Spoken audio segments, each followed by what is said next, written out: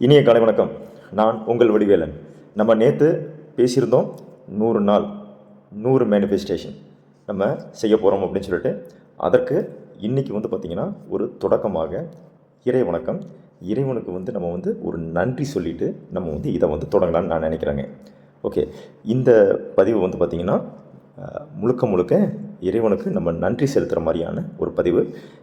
இப்போ இதை பார்த்துட்டிங்கன்னா நீங்கள் எப்படி பண்ணுறீங்க அப்படின்னா, இதை உங்களுடைய ஹெட்செட் போட்டாலும் சரி, இல்லை வால்யூம் வச்சுக்கிட்டு நீங்கள் உங்கள் மனசுக்குள்ளே மட்டும் சொன்னால் போதும்.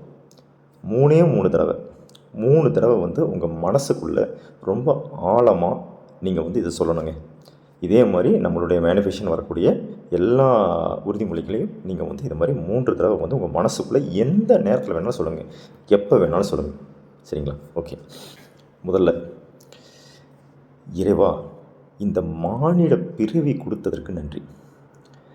மனதை தந்து சிந்திக்க செய்தாய், உடலை தந்து உழைக்கச் செய்தாய், உயிர் தந்து வாழச் செய்தாய், கண் தந்து உலகை காணச் செய்தாய், காது தந்து நல்லதை கேட்கச் செய்தாய், வாய் தந்து நல்லதை பேச செய்தாய், கைகள் தந்து பிறருக்கு உதவ செய்தாய், அறிவு தந்து பகுத்து பார்த்து அறித செய்தாய், அன்பு தந்து அனைத்தையும் நேசிக்க செய்தாய், வாய்ப்பு தந்து தவறை திருத்திக்க செய்தாய், ஞானத்தை தந்து உணர்ந்து வாழச் செய்தாய், முயற்சி தந்து முடியாததையும் முடிக்கச் செய்தாய்.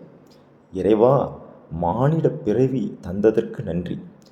உடல், உயிர், கண், காது, வாய், கை, கால், அறிவு, அன்பு, ஞானம், வாய்ப்பு என அனைத்தையும் எனக்கு குறைவில்லாமல் தந்தாய். எந்த குறையும் இல்லாமல் தந்தாய் என் இறைவா.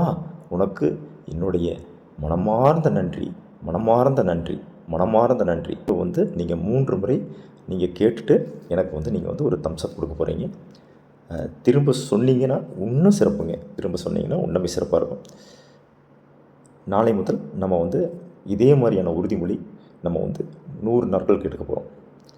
ஒரு மாற்றத்தை கொண்டு வர போகிறோம். நம் உள் உணர்விலிருந்து ஒரு மாற்றத்தை கொண்டு வர போகிறோம். கூடவே வாங்க. நன்றி, வணக்கம்.